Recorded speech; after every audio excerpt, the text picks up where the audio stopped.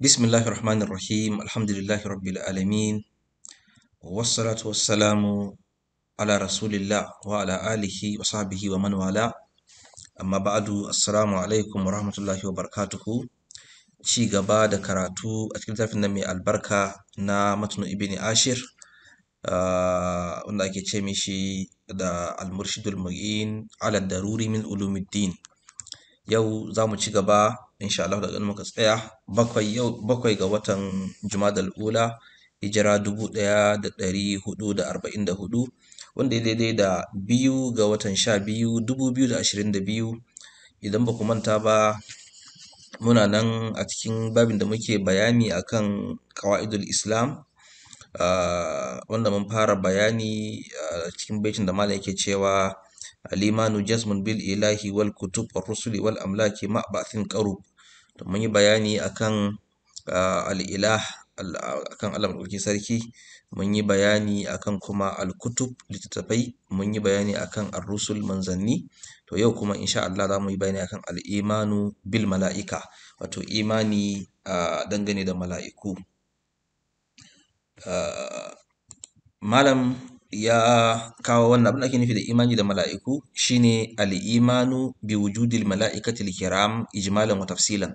Shine mutum yayi imani da samuwan mala'iku masu daraja masu girma ijmalan a dunkule da kuma tafsilan a rarrabe wa a'malihim wal imanu bi a'malihim wa sifatihim, da kuma mutum yayi imani da ayyukansu da kuma siffofinsu. Wannan duk in an ce maka mala'ika yana a kaza aikin shi ne, to mutum ya imani da wannan. In kuma an faɗi wani siffa na mala'ika aka ce siffan shi kaza ne, mutum ma ya imani da wannan, ko da ko hankalin shi ba zai iya ganewa ba, ko da hankalin shi ba zai iya ɗaukawa ba. Misali dalili kuma kan wannan shine faɗin Allah da yake cewa laysal birra an tuwallu wujuhakum qibala al-mashriqi wal maghribi walakinnal birra man amana billahi wal yawmil akhir wal mala'ika. Allah sai faɗa cewa lallai albir wato dukkanin hanyoyi, saboda ismun jami'un ne li kulli abwabil khair. Wato albir shine mutum yayi imani, albir shine wani tattararin suna ne na dukkanin abin da ka sani na alheri. To shine mutum yayi imani da Allah da yawmul akhir da kuma al mala'ika. To kaga sai aka faɗa anan. To mala'iku suna nan da yawa, amma dai wanda suka zo na malamai suka yi ittifaki galibi a kai a cikin alkur'ani da suna aka ambace su da suna su guda 8 ne. Su ne Jibril da kuma Mika'il da Harut da Marut da Malik da Munkar da Nakir da kuma Israfil. Da wannan guda 8 ɗin su ne aka ambace su a cikin alkur'ani da suna, kamar da wasu malamai suke cewa wa fil qawli min asma mala'iku rabbina samaniyatun jibrilu mikalu hummila wa harutu ma maruta minhum wa maliku fa munkarun wa nakirun ma israfila tukummila. To wannan su ne suka cikin alkur'ani da suna karara.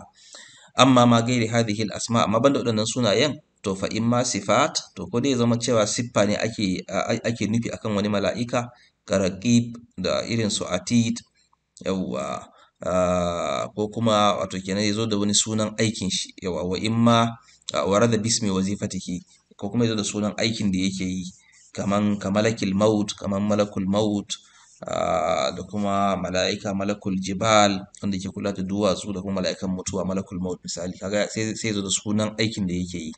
Amma wanda da yazo da suna karara, wanda malamai suka yi ittifaki galibi sune wanda muka faɗa guda 8 ɗin nan a sama, inda a cikin alkur'ani ne. To siffofin mala'iku suna da yawa. Na farko shine khuliqa min nur, an halicce su ne daga haske. Na biyu shine wa qad taharahumullahu min al-wuqu'i fil ma'asi wash shahawat. Daga cikin siffofin mala'iku shine Allah ya sarkake su daga cikin afkawa cikin laifuffuka da kuma sha'awa.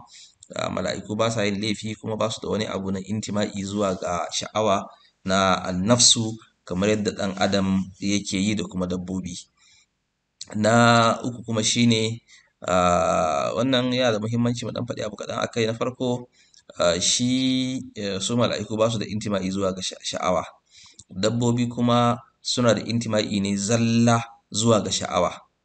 To amma mutum ɗan adam to shine shi kuma aka bashi hankali ta yadda in ya ga dama zai iya shi yana da intima'i zuwa ga sha'awa, kuma an bashi hankalin da zai iya hana ma kanshi wannan sha'awa ɗin. To mutum shi sai ya zama yana saka-saki kenan. To shi yasa mutum idan yayi abu za a kama shi da wannan abun da yayi na ainihin wato laifi, saboda shi yana da hankalin da zai iya kauce ma sha'awa in yana so. In kuma ya biye ma son ranshi to sai kaga mutum ya shiga ciki.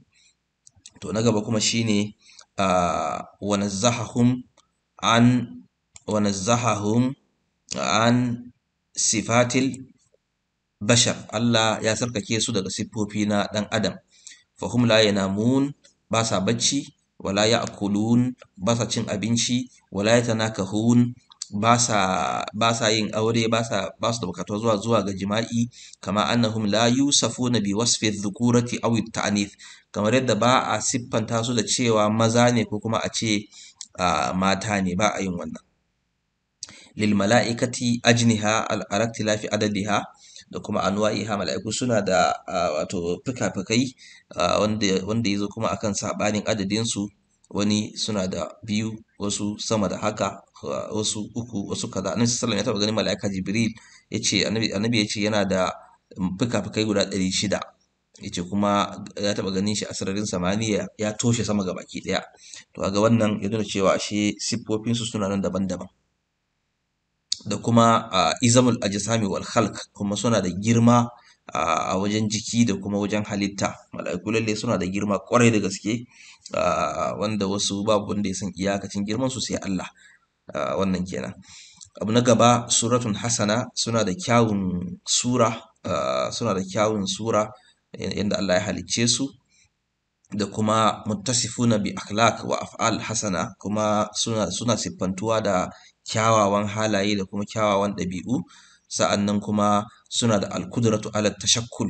Mala'iku suna da daman caccanzawa zuwa ga wasu zuwa ga wani form inda ba asalin form ɗinsu ba, kamar yadda mala'ika Jibril yake zuwa wajen Annabi sallallahu a siffan mutum. Kun ga wannan ai kudura ne na at-tashakkul, na iya caccanzawa daga wannan form ɗin zuwa wani form na daban. Kamar yadda mala'iku suka zo ma Annabi Ibrahim, kaga su ma sun zo mishi ne a siffan mutane, ba wai a siffan mala'iku. Haka ashe mala'iku dai suna iya canzawa akan asalin halittansu. To kuma daga cikin ayyukan mala'iku har yanzu akwai daga cikin ayyukansu shine akwai wanda faminhumul muwakkal bil wahyi, akwai wanda an wakilta su akan wahayi, kaman Jibril alaihi salam, mala'ika Jibril kenan. Akwai kuma wanda an wakilta su akan harkan muwakkalu bil qadar, magana akan ruwa, kaman Mika'il kenan. Akwai wanda kuma an wakilta su akan bin nafki fi sur, wanda zai busa ƙahon tashin alkiyama, wannan kaman Israfil kenan. Daga cikin su kuma akwai wanda aka wakilta su akan bi qabdil arwah, wajen karban rayukan dukkanin halittu, wannan shine malakul maut. Daga cikin su kuma akwai minhumul mu'akkabat alladhina yahfazuna al-abda fi jami'i ahwalihi. Akwai wanda kuma suke kula da bawa dukkanin abin da yake yi na tafiya, duk wani motsin da mutum zai yi, to akwai mala'ikun da suke kula da waɗannan motsi nashi. Wa minhumul muwakkaluna bin nutfati fi rahim. Akwai wanda kuma aka wakilta su aka wakilta su ma mutum tun yana cikin cikin mahaifiyar shi, tun yana mani, ya zama gudan jini, ya zama gudan soka, har a zo a fayyumar bi arba'i kalimatin bi kadbi rizqihi wa amalihi wa ajalihi wa sa'idun aw shaqiyyun, wanda za a zo a yi mutum za a rubuta mutum arzikin shi, cewa wannan bi kadbi rizqihi, da kuma yaushe ne zai mutu, wa shaqiyyun, wannan dan wuta ne ko kuma dan aljanna ne. To wannan ke daga cikin harfin zuwa ayyukan mala'iku. Akwai wa minhumul hafazatul lazina yaktabuna a'malal ibada, akwai masu rubuta ayyukan bayi, wa humul kiramul katibun, wato wannan mala'iku ake ce musu alkiramul katibun, masu rubuta duk abin da mutum yayi min khairin aw shar, na alheri ne ko kuma na sharri. Wa minhum hamalatul arsh, akwai wanda kuma suke rike da al'arshi, akwai wanda kuma wa minhum al-muwakkalu bil jibal, akwai wanda aka ba su kula da duwatsu, wa minhum ar-raki'una as-sajiduna lillahi subhanahu wa ta'ala, akwai wa'inda aikin su kawai shine su dinga yin ruku'u suna sujada ma Allah madaukaki sarki. Wani mala'ikan shi kullum a cikin ruku'u yake, wani mala'ikan kuma shi kullum a cikin sujada yake tunda aka halicce shi, yana cikin ibada ne kawai. wa minhum as-sayyahuna allazina yatatabba'una majalis adh-dhikr, akwai kuma mala'ikun da ake ce musu masu yawo, wato masu yawo suna bin duk inda ake wato karatu, duk wani wajen da yake majalis ne na zikiri ake ambaton Allah, to suna bin wannan wajen, kamar yadda a cikin hadisi na ibn Umar a cikin al-Faqih wal Mutafaqqih yake cewa manzon Allah ya ce idza marartum bi riyadil jannati farta'u, yake cewa sahabban shi cewa idan kun wuce riyadul janna, dausayin aljanna, to kuma ku dan zauna ku ci albarkacin wannan dausayi in. Qala, suka ce mishi fama riyadul janna, mene riyadul janna nan kan ya manzon Allah? Qala, yace hilakul zikir, yace shine inda ake ambaton Allah. Wa inna lillahi sayyarat, yace lalle Allah yana da wasu masu yawo minal mala'ikati, daga cikin mala'iku, yatlubuna hilakal zikir, suna neman inda ake ambaton Allah.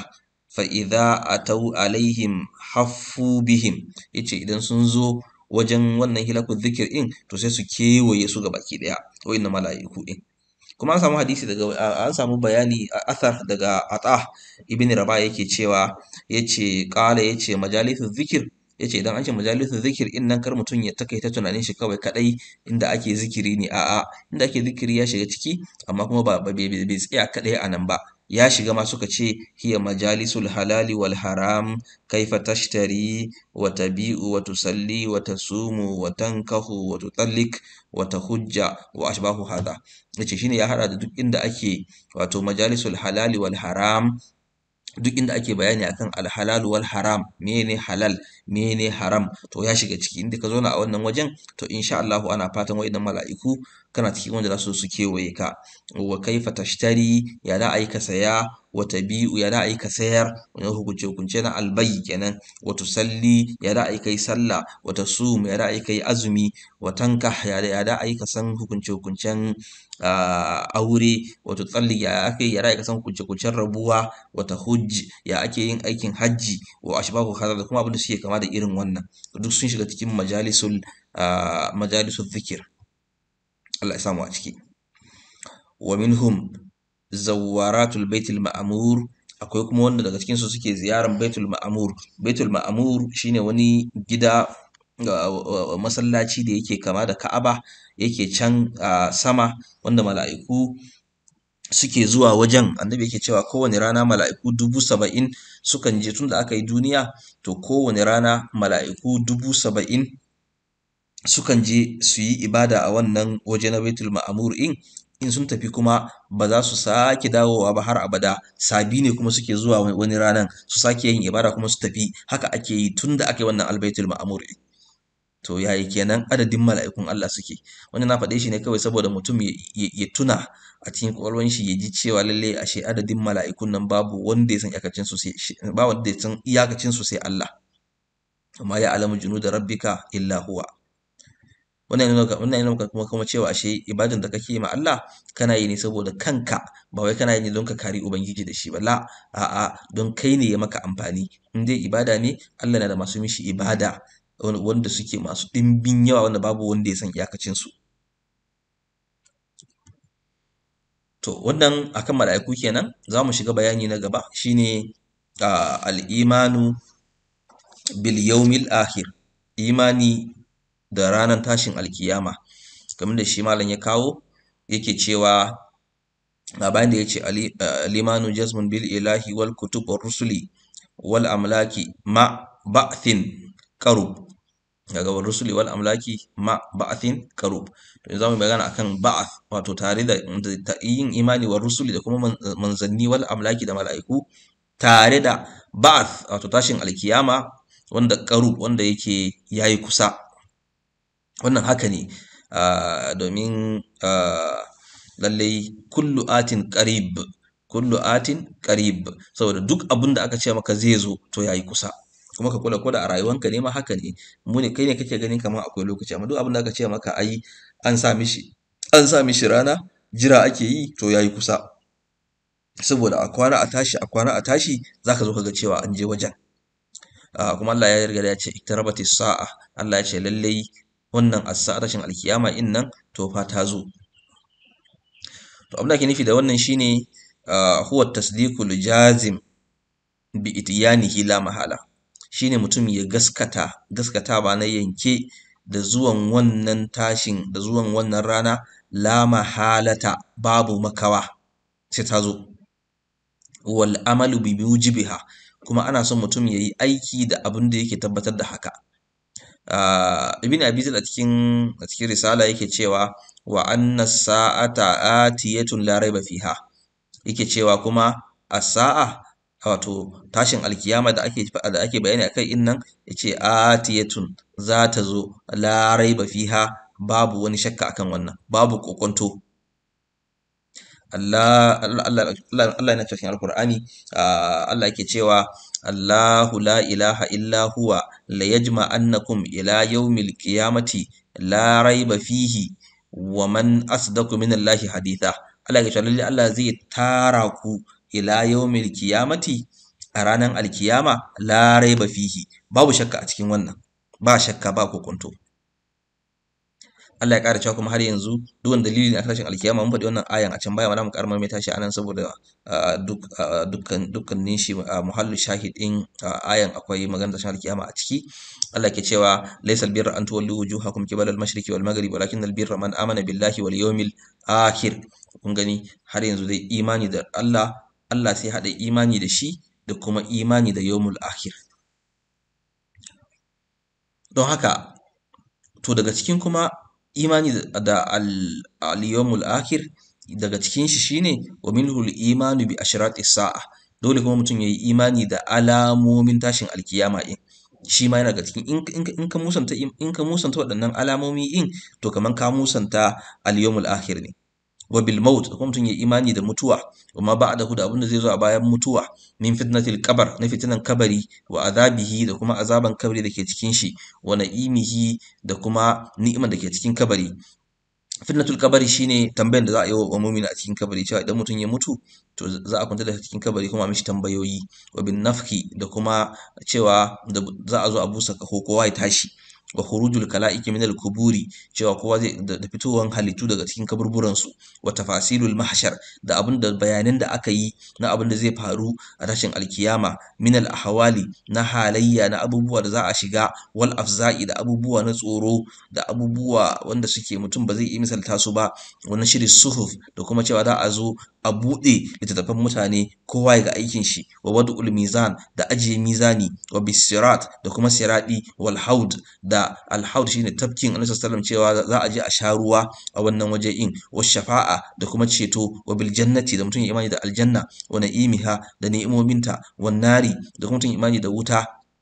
Wa azabiha, da azabanta. Dukkanin wannan sun hada al-imanu bil yawmil akhir.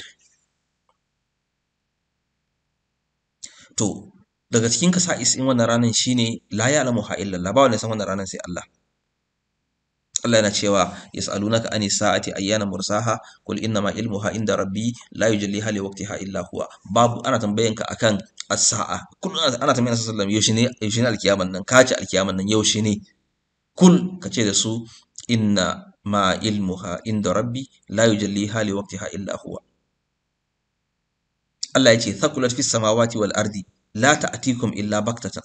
Allah ya ce wannan matsala na tambayan mata sa'a yaushe ne alkiyama ta yi nauyi ma sama da ƙasa.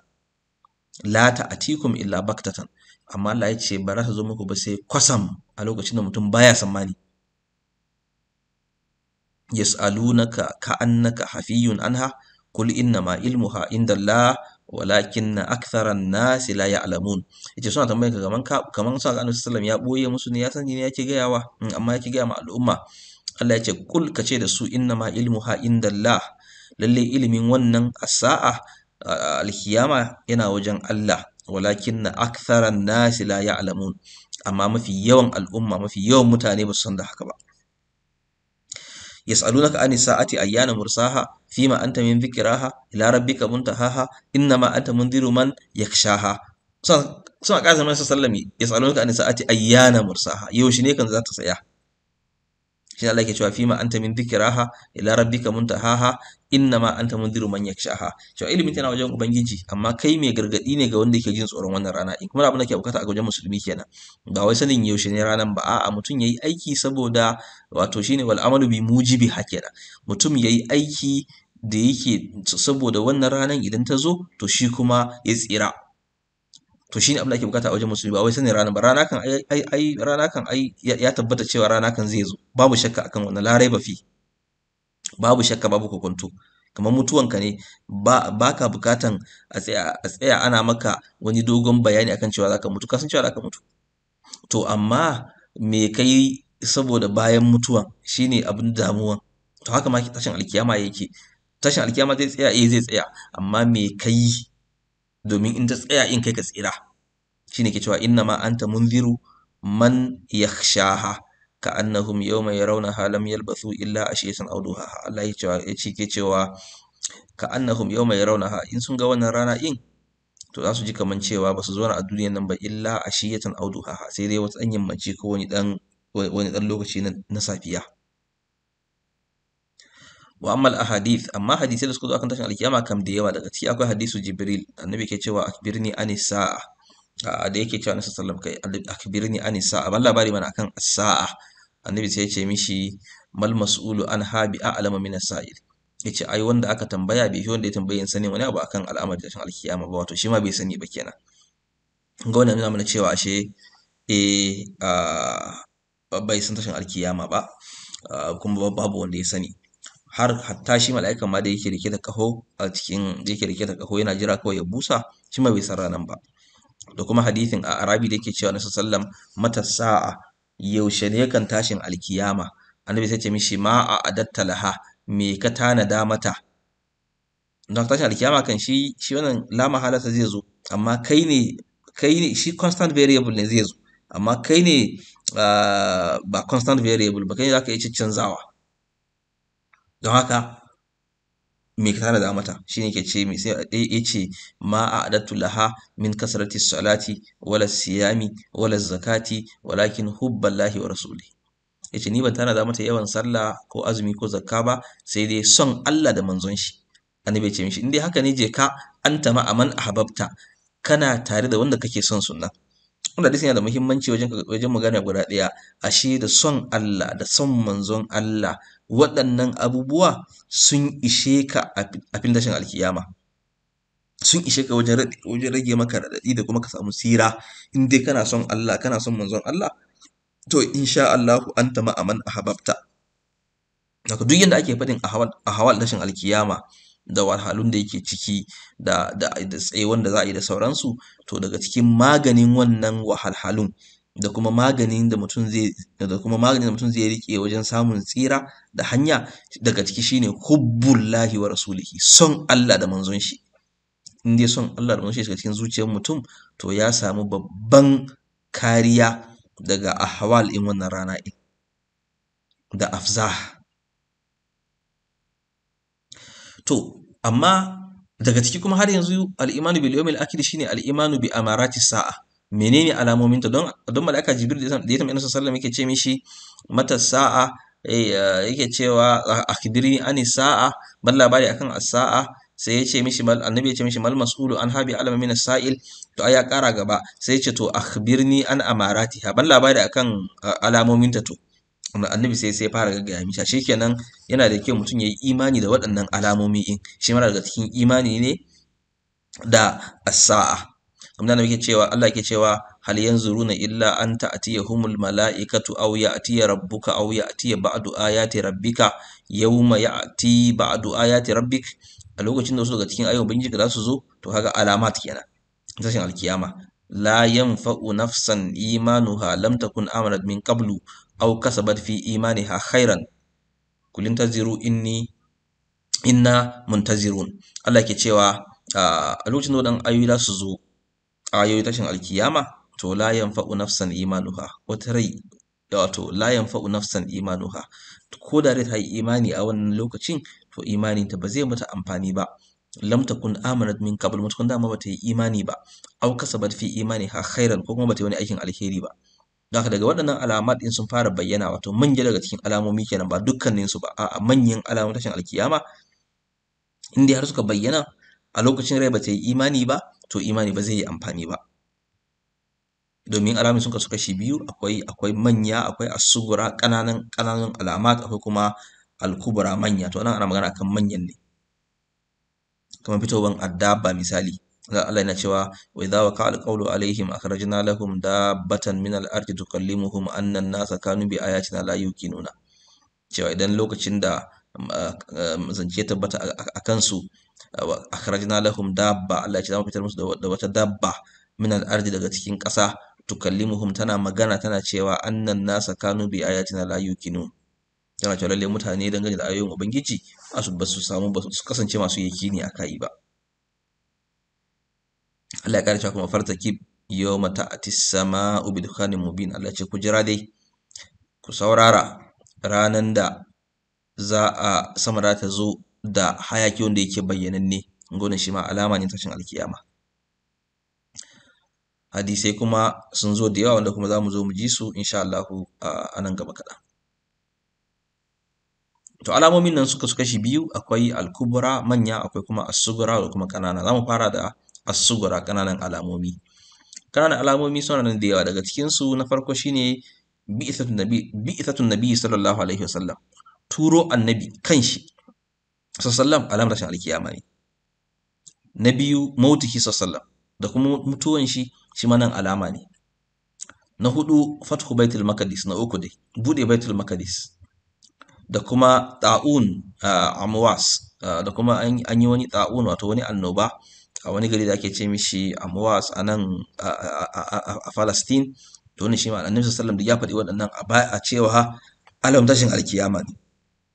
Na gaba kuma na biyar istifadatul mali wal istighna'i an sadaqati. Za a zo lokacin da annabi ke cewa mutane za su yi kuɗin da za su wadata da kuɗi, da kuma za su wadata daga ma ba wanda ma zai karɓi sadaka, saboda kuɗi zai zo yayi yawa, kuɗi kuma zai wasu ta ko ta ina. Na gaba shine zuhurul fitan, bayyanan fitina. Daga cikin fitina kuma shine wanda aka fara tun farkon musulunci, na kashe Uthman radiyallahu anhu, da kuma rikicin da aka yi tsakanin bangarorin musulmi, na bangaren Aisha radiyallahu anha da Ali radiyallahu anhu, mawqi'atul jamal, da kuma da aka yi da fitowan khawarij. Duk waɗannan abubuwan da sallallahu ya yi ishara a kansu, kuma daga cikin alama tashin alkiyama ne. Daga abu na gaba shine diya'ul amana. Abin nan amana zai zo a rasa amana kwata-kwata ga baki ɗaya. Da kuma daga cikin abin da ke nuna akan cewa diya'ul amana shine da yake cewa idan shine daga cikin shi shine isnadu umurin nasi ila ghairi ahliha alqadirina ala alqadirina laha. Wato kenan kaga ana mika al'amuran mutane, shugabanci, zuwa ga wanda ba su dace ba, zuwa ga wanda ba su cancanta ba. To wannan idan kaga irin wannan, to lalle alkiyama yayi kusa. Diya'ul amana, lalacewan amana. Annabi ke cewa idza duyi'atil amana, idan aka lalata amana, to fantaziri sa'a, ka jira tashin alkiyama kawai, ka jira yayi kusa. Da kuma qabdul ilmi wa zuhurul jahal. Daga cikin wannan shine akwai riƙe ilimi da kuma bayyanan jahilci. Zaka ga cewa wa yakunu qabdul ilm, yace rike ilimi kuma zai zo ne ta hanyar bi qabdil ulama, ta hanyar ɗauke malamai. Zaka samu duk inda aka samu wani malami ya rasu, babban malami, to da wuya kuma a samu wanda zai zo ya maye gurbin shi. To daga nan sai ka ga ba ilimi yana ta raguwa, mutane za a zo karatu zai yi ƙaranci, za a zo kuma ka dinga ganin jahilci a cikin al'umma ya bayyana ta ko ta ina. Duk inda ka ji magana ne na jahilci. Abu na gaba intisharur riba, da kuma intisharu zina, da kuma wanda zaka ga zina zai zo yayi yawa, intisharur riba, cin riba zai zo yayi yawa. Zuhurul ma'azif, abubuwa na kaɗe-kaɗe da raye-raye za su zo su yi yawa. Kasratu shurbil khamr, yawan shan giya zai zo yayi yawa shi ma. Kasratul qatl, wato yawan kisa, zaka zo kana ganin shi. Kasratul zalazil, ana yawan girgizan ƙasa. Zuhurul kasiyatul ariyat, wato bayyanan wasu da ake ce musu mutane ko mata daga cikin mata wanda zaka gansu da tufafi amma kuma kaman tsirara suke. Sidqu ru'yal mu'min, aka ga idan mumini ya kwanta yi mafarki, to na mafarkin in ya wayi gari zaka ga abin da ya gani a cikin mafarki zaka ga zai zo ya tabbata a rayuwa, real life kenan. Da kuma zaka ga ana yawan kasratu shahadatu zur da kuma kitmanu shahadatul haqq, yawan shaidan zur da kuma ɓoye shaida na gaskiya, duk za ana ganin wannan. Kasratun nisa, yawan mata za su zo su yi yawa a duniya. Da kuma fitowar mahadi. Amma abin da zan faɗa kawai shine wanda gaskiya ya kamata in sa shi ma a nan, ba duka ne alamatu sa'a wanda suke, ba dukkan su bane in ka ji kawai an ce alatar alkiyama mummunan abu bane, a'a akwai kyawawa a cikin su, ba dukkanin su ne munana ba, amma dai yawancin su gaskiya jan kunne ne da yawancin su sukan zo, yawancin su gaskiya munana ne, amma ba dukka bane in an ambata suke nuni cewa kawai sharri bane, a'a akwai alheri a ciki. Yawwa, wannan kalmar wannan ta tafi dacewa.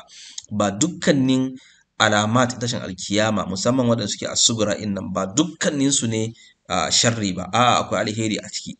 Kamar a cikin hadisin Jibril, annabi ya ce wa an tara al-hufata al-urata al-alata yatatawaluna fil bunyan, in kuskure bai ke, za ka ga wato mutane da suke makiyaye, ri'a ash-shayi, wanda suke makiyaya wanda ba su da takalma, sun zo suna gine-gine a cikin gari, manya-manyan gidaje. To kaga wannan baka cewa kai tsaye gina babban gida, wato gina skyscrapers sharri ne, tunda annabi ya ce ai min alamati sa'a. Mutum ba zai faɗi haka ba. Yawwa, mutum ba zai faɗi haka ba. Don haka ba duka alamat tashin alkiyama ne sharri ba. Yanzu kamar da muka faɗa a cikin nan wurin, sidqu ru'yal mu'min, za ka ga in mumini ya kwanta ya mafarki, to za ka ga mafarkin zai zo ya tabbata haka ne. Kaga wannan baka cewa wannan sharri ne, la, kaga wannan zai zama alheri daga cikin wannan alamat ɗin. Don haka abin da ke so in ji hankali mu kawai shine, amma kasratu shurbil khamr, yawan shan giya, kaga wannan sharri ne. Intisharu zina, yawan zinace wannan sharri ne. Zuhurul kasiyatul ariya, wannan sharri ne. Haka sharri sun yi yawa a ciki, amma har ake mantawa da wasu daga cikin alkhairan da suke cikin shi. Amma akwai alkhairai gaskiya da yawa kwarai da gaske, wanda da ya kamata a ce in sako su suma a nan, to amma na ban sako su da yawa ba. Amma dai wannan misalin da bayar, in mutum ya ci karo da su a nan gaba, zai iya bambancewa tsakanin wanda yake na sharri da kuma wanda yake na alheri. Wallahu a'lam. To manya kuma daga cikin su shine, na farko an samu hadisin Huzaifa da yake cewa manyan alamun alkiyama guda 10 ne. Manya guda 10 ne. Me hadisin yace ittala an-nabiyyu sallallahu alaihi wasallam alaina wa nahanu natadhakaru faqala, yace ne ranar annabi sallallahu alaihi wasallam ya leko mu kuma lokacin muna tattaunawa tsakanin mu, faqala sai yace da mu, ma tadhakarun, me kuke tattaunawa ne kam? Qalu, suka ce, nadhkuru sa'a, muna tattauna akan tashin alkiyama ne. Ashe sahabbai sukan yi muzakara, wato sukan zauna su tattauna tsakanin su akan ilimi. Malamai kuma dama suna cewa ilimi baya samuwa sai ana muzakara. Wa alam bi anna al-ilma bil muzakara wa darsa wal fikrata wal munazara. Suka ce ka sani cewa annal ilma, ilimi baya samuwa illa bil muzakara. Wa alam bi anna al-ilma bil muzakara wa darsa, da kuma yin darasi, wal fikrata wal munazara, da kuma tattaunawa tsakanin juna. Da haka ake samun ilimi. To gashi nan sahabbai suna yi, har annabi ma ya sa baki yake cewa me kuke tattaunawa ne kam? Qalu, suka ce muna tattaunawa ne akan as-sa'a, tashin alkiyama. Qala, annabi sai ce, innaha lan taquma hatta tarawna qablaha 10 ayatin. Annabi ya ce lallai ita ba za ta tsaya ba har sai kun ga gabanninta ayoyi guda 10. فذكر الدخان والدجال والدابة وطلوع الشمس من مغربها ونزول عيسى ابن مريم صلى الله عليه وسلم ويأجوج ومأجوج وثلاثة خسوف خسف بالمشرق وخسف بالمغرب وخسف بجزيرة العرب وآخر ذلك نار تخرج من اليمن تطرد الناس إلى محشرهم. to sai ya ambaci Annabi sallallahu ya ambaci ad-dukhan, ya ambaci hayaki, fa zakara ad-dukhana cewa za a ga sama ta yi hayaki ga baki daya, wa dajjal da kuma fitowar dujjal, wa dabba da kuma fitowar wata dabba za ta dinga magana mutane, wanda mun faɗi wannan ayan a can baya, wa tulu ash-shamsi da fitowar rana min maghribi har da inda take daga mafadanta kenan, wa nuzula Isa ibn Maryam da kuma sokowan annabi Isa dan Maryam, wa ya'juj da kuma ya'juju, wa ma'juj da kuma ma'juj fitowansu kenan, wa thalathata khusufin da kuma wani kisfewa da za a yi guda uku, wato wani girgizan kasa da za a yi guda uku, khasfun bil mashriqi daya a gabacin duniya, wa khasfun bil maghribi daya kuma a yammaci, wa khasfun bi jaziratil arab daya kuma a jaziratul arab, wato nan wuraren Arabian Gulf din nan kenan.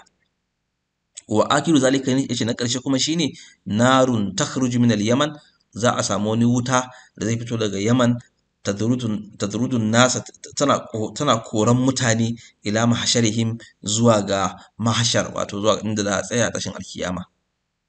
tun ga abin da na faɗa dan bayan nan, har anan ma ya sake bayyana cewa ba dukkanin alamat bane sharri, a'a akwai alheri a ciki.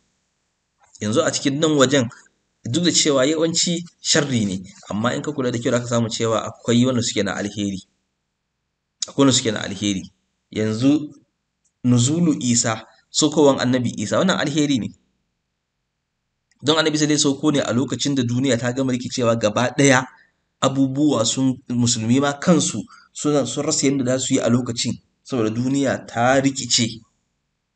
to amma saukowan shi shine zai samar da stability, shi zai zo ya kashe dujal, shi zai zo ya yi wannan, ya samar da stability, a gama da yajuju da ma'ajuj nan duk shi zai zo ya wannan, sai a zo a samu stability na zama, a samu su shekaru na aminci. to bayan ya tafi kuma shikenan, kuma abubuwa kuma sai su ƙara kuma lalacewa. to kaga wannan alheri ne. to shi yasa ba dukkanin alamat bane zaka ce sharri, a'a akwai sharri a ciki kuma akwai alheri a ciki. wa hadhihi al-alamat, to amma wadannan alamomin gaskiya yakunu khurujaha mutatabi'an, in ɗaya ya fara zuwa to za su dinga zuwa kuma ɗaya bayan ɗaya ne, ba za a dinga samun jinkiri mai tsawo ba. fa idza zaharat ula hadhihi al-alamat fa innal ukra ala ithriha, in ɗaya ta fara bayyana to ɗaya ma ta biyo baya. amma sai dai babu nasi sarihi, babu nasi da yazo yake nuna cewa wanne za a fara yi, ga wannan ne zai zo ko kuma wancan ne. amma sai dai faqad rutiba kattali, wasu malamai sun kawo shi kamar haka. na farko suka ce ad-dukhan, hayaki za a fara, shine zai fara, inji wasu malamai. wannan ijtihadi ne, ba nasi bane, ba nasi ne sarihi ba. na biyu suka ce sai dujjal ya biyo baya, sai kuma fitowar dabba, sai tulu'u shamsi min magharibiha, sai nuzulu Isa ibn Maryam, sai ya ajuj da kuma ma'ajuj, sai kuma salasatu khusufin,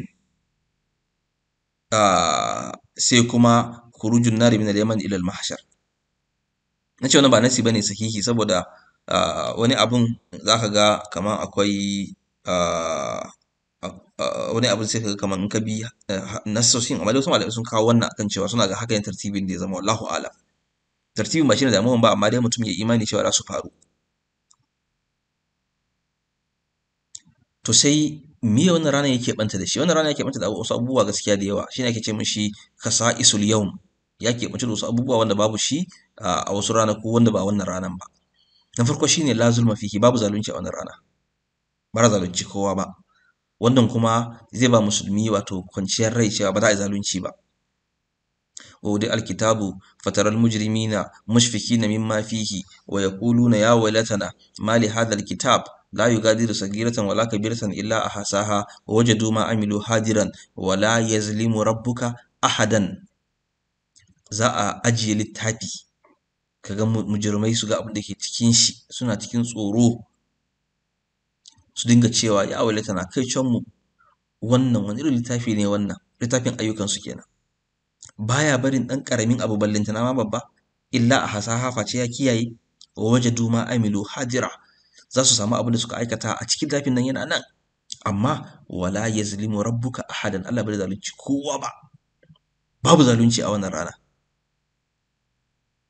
inna allaha la yazlimu mithqala dharratin wa in taku hasanatan yudha'ifha wa yu'ti min ladunhu ajran azima. Allah baya zalunci gurgudan miskala zarra, gurgudan kwayan zarra Allah bai zalunci kowa ba. Kai in ma kyakkyawa ne aikin mutum da yayi sai dai ga an ƙara mishi ma. Wa in taku hasanatan yudha'ifha, Allah zai ƙara ne. Haka ba dai magana a zalunci ka sai dai kaga an ƙara maka bonus points, ba wai magana an zalunci mutum ba. Kuma Allah ya ce wattaqu yawman turja'una fihi ila Allah thumma tuwaffa kullu nafsin ma kasabat wa hum la yuzlamun. Allah ya ce ku ji tsoron wannan wuni wanda turja'una fihi ila Allah, za ku koma zuwa wajen Allah a cikin shi. Thumma tuwaffa kullu nafsin ma kasabat, sai a zo a ba mu duk wata rai abin da ta aikata, abin da ta yi, wa hum la yuzlamun, ba zalunci kowa ba. Daga cikin kasa'is wannan rana shine za a samu tulul kiyam, za a samu tsayuwa wanda yake mai tsayin gaske da mutum bai taɓa yin irin shi ba a rayuwar shi. An Qatada ko kuma Ka'ab yake cewa yawma yaqumu nasu li rabbil alamin, a karkashin wannan ayan yace fadin da Allah yace yawma yaqumu nasu li rabbil alamin, yace sami'tul hasan, naji al-hasan al-basri yana cewa ma zannuka bi akwamin qamu lillahi azza wa jalla ala akdamihim miqdari 50,000 sana lam ya'kulu fiha akala wa lam yashribu fiha shurba. Yace meye sammaninka, meye zatonka bi akwamin da wasu mutane qamu lillahi azza wa jalla sun tsaya a gaban Allah maɗaukaki sarki ala akadamihim, akan kafafuwansu, miqdara 50,000 sana, gwargwadon shekara 50,000, lam ya'kulu fiha akala, basu ci abinci a cikin wannan rana ba, wa lam yashrabu fiha shurba, basu sha wani abun sha ba. Me ya tsammanin ka? ta'rujul mala'ikatu war ruhu ilayhi fi yawmin kana miqdaruhu 50,000 sana. Me ya tsammanin ka? Irin wannan tsayawa da za a yi, babu ci babu sha 50,000 sana. A wannan tsayuwa har wanda yake kafiri zai dinga cewa shi kam a zo a yi hisabin ma kawai tafi wutan ma yafi mishi alheri. Bai san abin da yake jiran shi a wutan yafi bala'i akan wannan wuni ba, saboda wannan ahwal din da ke cikin shi, abin da ke cikin shi na ahwal, la ilaha illallah. Allah ya kiyaye mu, Allah ya tsare mu. Daga cikin kasa'is in wannan rana shine yakunun nasu fihi hufatan uratan gurlan. Mutane za su tashi a wannan rana hufatan, za su tashi babu takalmi a kafan kowa, uratan babu tufafi, tsirara, gurlan babu kaciya da loba. Annabi na cewa daga hadisin Aisha yace take cewa sami'tu rasulullahi sallallahu alaihi wasallam yaqulu, naji annabi yana cewa yuhsharun nasu yawmal qiyamati hufatan uratan gurlan. Annabi ya ce za a tashi mutane a filin alkiyama hufatan uratan gurlan. Kultu tace ya rasulullahi, ya ma'aikin Allah, ar-rijalu wan nisa'u jami'an, tace yanzu da maza da mata dukkanin su a tashe su gaba haka saboda kunya da take ji da kuma irin kunyin da take da shi a rayuwar, tana ga ya za a tashi mata kuma da maza kuma tsirara. Yanzu ba'dhum ila ba'd, suna sashe na kallon sashe. Annabi ya ce mata ya Aisha, al'amru ashaddu min an yuhimmahum dhalik, yace al'amarin ya wuce duk inda kike tunani, wai yayi tsananin da kike tunanin wai wannan ma za a damu, wannan na kallon wannan na kallon wannan, ba ta shi ake yi ba, ba ma ta shi ake yi ba ma. A wani riwaya al'amru ahammu min an yanzura ba'dahum ba'duhum ila ba'd, shi abun yafi karfin a ce wasu sashe suna kallon wasu, ba wannan ake magana ba. Wani irin ahwal ne wannan? Kuma a wannan rana ne ake hakikanin asara. In kana neman a ce wani yayi asara, to a wannan rana ne ake asalin asara. Ba asara ba a duniya ba, a can ne ake yi. Babban asara shine asarar wanda bai yi imani ba, musamman da wannan rana. Allah yana cewa fa'budu ma shi'tum min dunihi kul innal khasirina allazina khasiru anfusahum wa ahlihim yawmal qiyamah ala dhalika huwal khusranul mubin. Allah ya ce ku bauta duk abin da kuka ga dama kuma bayan Allah. Kul amma ka ce da su innal khasirina lalle wanda suka yi asara allazina khasiru anfusahum wa ahlihim yawmal qiyamah sune waɗanda suka yi asaran kawukansu da kuma iyalansu a ranar tashin alkiyama. Ala Allah ce ku saurara zalika huwal khusranul mubin, wannan shine asara wanda yake a fili, asara mabayyaniya kenan. an taqula nafsun ya hasrata ala ma farrattu fi jambillah wa in kuntu lamina sahirin. Kagare tana cewa ya hasrata wayyo kai cona ala ma farrattu fi jambillah, akan irin sakacin da ne akan hakkokin ubangiji ban bauta ma Allah ba. Wa in kuntu lamina sakirin, na kasance cikin masu yin izgili akan ayoyin ubangiji. Wa anzirhum yawmal hasarati, Allah ce ka musu gargadi ka tsoratar da su a wannan rana na asara, ranar da mutum zai dinga yin nadama. Id qudiya al-amru wa hum fi ghaflatin wa hum la yu'minuna.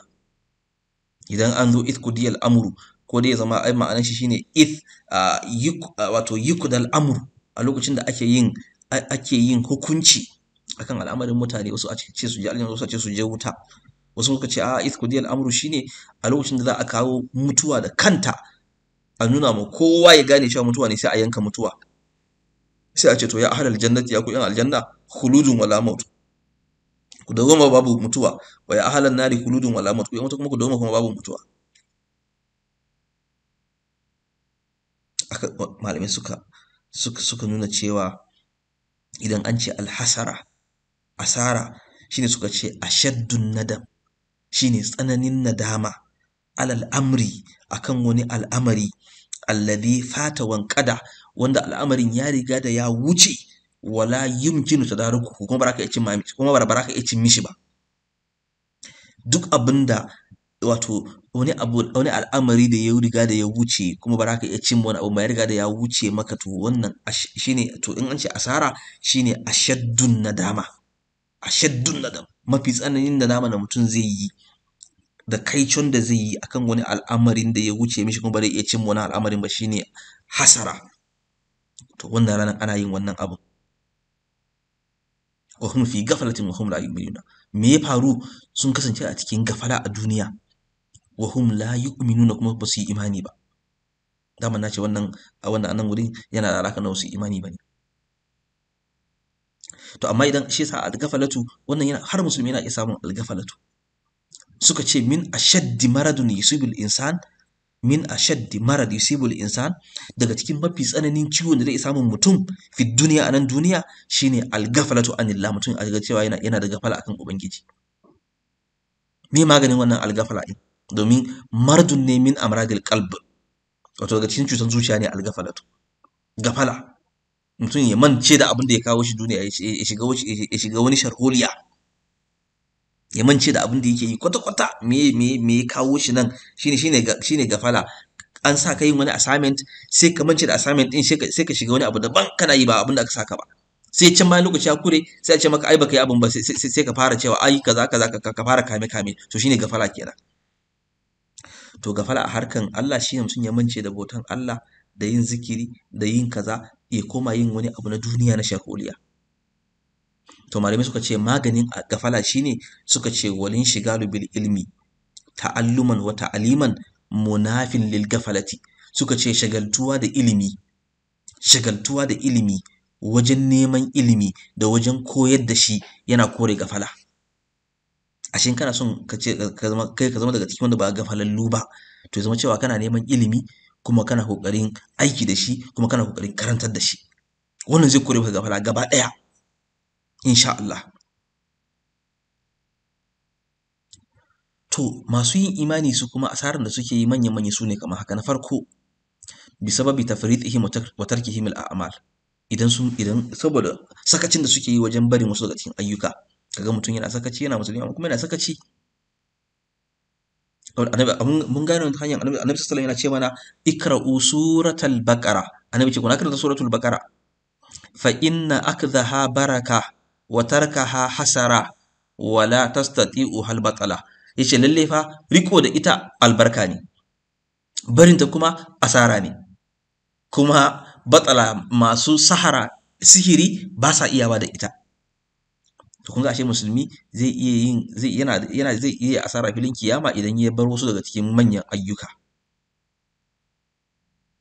Annabi ya ƙara cewa har yanzu ma qa'ada qaumun maq'adan, mutane ba su taɓa zama a wani wajen zama ba, la yadhkuruna Allah azza wa jalla, ba sa ambaton Allah, wa yusalluna ala nabi sallam, kuma ba su yi salatin nabi sallam ba inda suka zauna, illa kana alaihim hasaratan yawmal qiyamati, face wannan ya zama musu asara a filin alkiyama. A ce ku zauna a wani mazauni har ku tashi ba ambaci Allah ba, ba a yi manzon sallallahu salati ba, annabi ce to wannan asara ne.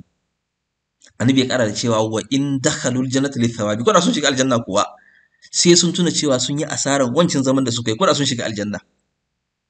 Wannan yana da muhimmanci mu gane. Daga cikin abin da yasa mutum ya asara har yanzu shine neman shugabanci asara ne a tashin alkiyama, zai iya ja maka asara da nadama in mutum bai rike shi da hakkin shi ba. Annabi ya ce innakum satahrisuna alal imara, yace lalle ku kuna kwaɗayi wajen samun mulki da shugabanci, wa innaha satakunu nadamatan wa hasara, yace amma za ta kasance nadama, abun kaico, wa hasara da kuma abun asara. Annabi ya ce fa ni'matil murdi'atu wa bi'satil fatimatu. A nan duniya kam madalla da mai shayarwa, wato duniya kenan, da kuma amma kuma tir ga wanda take Fatima da kuma mai yaye. Ai jinjiri kullum yana son mai shayarwa amma baya son lokacin da za a yaye shi. To lahira kenan, ashe lahira ba ta yi kyau ba. Shine malamai suke cewa walau kad ji'ta yawmal hashri fardan wa absarta al manazila fihi shatta la azamta nadamata fihi lahfa ala ma fi hayatika kad adata. Cewa walau kad ji'ta yawmal hashri fardan, da zaka zo wannan fili na alkiyama kai kaɗan kama, wa absarta al manazila fihi shatta, amma kaga wurare daban-daban, kaga waɗannan aljanna gashi nan, kaga waɗannan wuraren, suka ce la'azamtan nadamata fihi lahfa, kaga masaukin da aka tanada wa mutane mala na aljanna da waye abubuwa, suka ce to da ka girmama, da ka ƙara nadama, kana mai baƙin ciki, shine fihi lahfa, alama fi hayatika kad adata, akan yadda ka lalata rayuwanka ba ka bauta ma Allah ba. Alama fi hayatika kad adata, akan sakaci da kai.